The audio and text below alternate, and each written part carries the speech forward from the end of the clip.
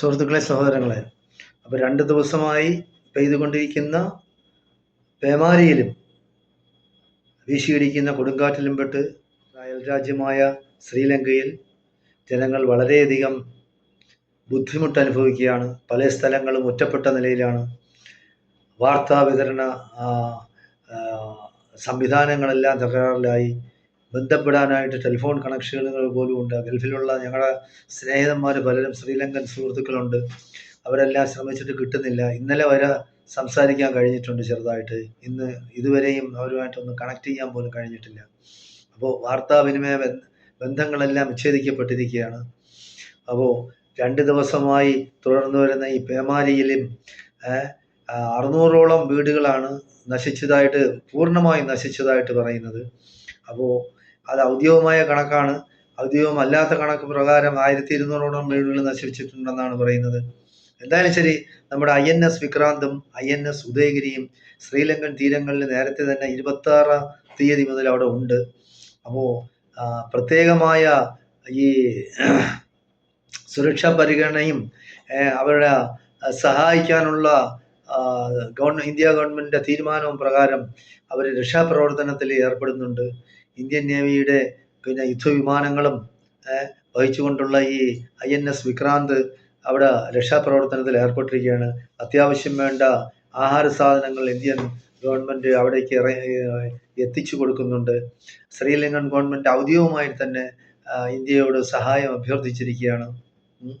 അപ്പോൾ ഈ ശ്രീലങ്കൻ തീരത്തുള്ള ചുഴലിക്കാറ്റ് നീങ്ങി ഇന്ത്യൻ തീരത്തേക്ക്, അതായത് തമിഴ്നാടിൻ്റെയും ആന്ധ്രാപ്രദേശിൻ്റെയും പുതുശ്ശേരിയുടെയും ആ ഭാഗത്തോട്ട്, തീരപ്രദേശത്തോട്ട് ഇങ്ങനെ വന്നുകൊണ്ടിരിക്കുകയാണ്. ഇന്ത്യയിലെ എല്ലാ സ്ഥലത്തും, അതായത് ഈ 3 സ്റ്റേറ്റുകളിലും, പുതുശ്ശേരി എന്ന് പറയുന്ന കേന്ദ്രഭരണ പ്രദേശമാണ്. ആന്ധ്രാപ്രദേശും തമിഴ്നാടും പൂർണ്ണമായ സ്റ്റേറ്റുകളാണ്. അപ്പോൾ ഇവിടെ ഈ 3 സ്ഥലത്തും വളരെയധികം ജാഗ്രതാ നിർദ്ദേശങ്ങൾ കൊടുത്തിരിക്കുകയാണ്. തമിഴ്നാട്ടിൽ 4 ജില്ലകളിൽ റെഡ് അലർട്ട് പ്രഖ്യാപിച്ചിരിക്കുകയാണ്. 14 ജില്ലകളിൽ ഓറഞ്ച് അലർട്ട് പ്രഖ്യാപിച്ചിട്ടുണ്ട്.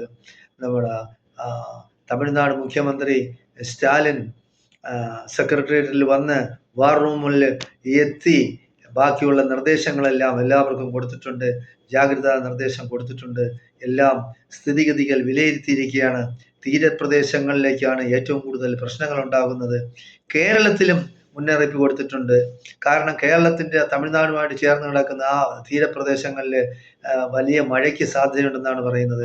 എന്തായാലും ശരി, ശനിയാഴ്ച രാവിലെ മുതൽ തമിഴ്നാടിൻ്റെ ഒരുപാട് ഭാഗത്ത് ഇങ്ങനെ കനത്ത മഴ ഉണ്ടാവാൻ സാധ്യതയുണ്ടെന്നാണ് പറയുന്നത്.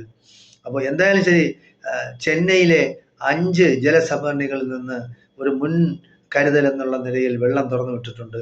അപ്പോൾ ഏത് സാഹചര്യവും, അടിയന്തര സാഹചര്യവും നേരിടാനായിട്ട് ബാക്കിയുള്ള എല്ലാ തയ്യാറെടുപ്പുകളും തമിഴ്നാടും ആന്ധ്രാപ്രദേശും പുതുശ്ശേരിയൊക്കെ ചെയ്തിട്ടുണ്ട്. കേരളവും ഇതിൽ നിന്ന് ഭിന്നമല്ല. കാരണം കേരളത്തിൻ്റെ തിരുവനന്തപുരം, കന്യാകുമാരി ആ ഭാഗങ്ങളിലൊക്കെയുള്ള വലിയ മഴയ്ക്കും കാറ്റിനുമൊക്കെ സാധ്യതയുണ്ടെന്നാണ് കാലാവസ്ഥാ നിരീക്ഷണ കേന്ദ്രം അറിയിക്കുന്നത്. എന്തായാലും ശരി, 60-നും 70-നും ഇടയ്ക്ക് ആൾക്കാർ മരിച്ചിട്ടുണ്ട്. 45-നും 70-നും ഇടയ്ക്ക് ആൾക്കാർ കാണാതായിട്ടുണ്ട്.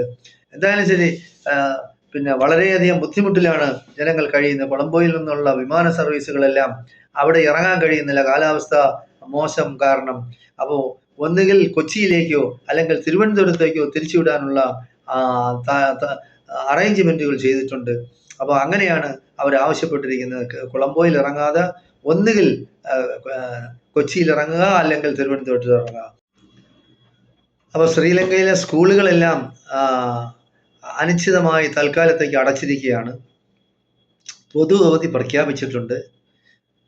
റെയിൽവേ സ്റ്റേഷനുകളും റെയിൽവേയും എല്ലാം പ്രത്യേക കരുതലോടുകൂടി അവർ ശ്രദ്ധിക്കുന്നുണ്ട്. റെയിൽവേ ഗതാഗതം തൽക്കാലത്തേക്ക് നിർത്തിവെച്ചിരിക്കുകയാണ്. പല സ്ഥലങ്ങളും ഒറ്റപ്പെട്ടത് കാരണം അതായത്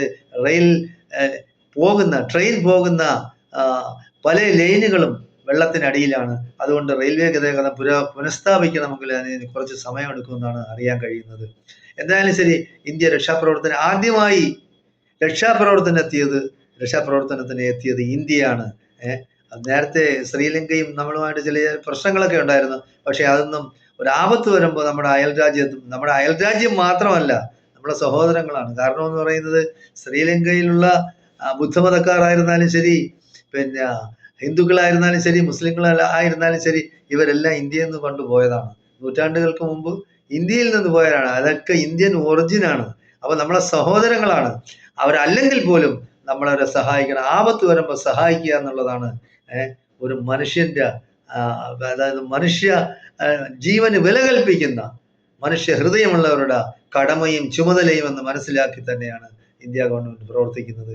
എന്തായാലും ശരി, ഇന്ത്യ ഗവൺമെന്റ് സമയോചിതമായ ഇടപെടൽ നടത്തി. കാരണം നമ്മുടെ INS വിക്രാന്തും INS ഉദയഗിരിയും അവിടെ ശ്രീലങ്കയിൽ നേരത്തെ ഒരു പരിപാടി മുൻകൂട്ടി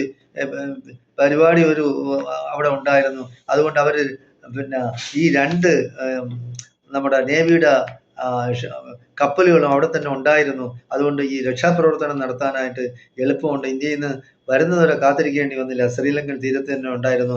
അവരെല്ലാം രക്ഷാപ്രവർത്തനത്തിൽ ഏർപ്പെടുന്നുണ്ട്.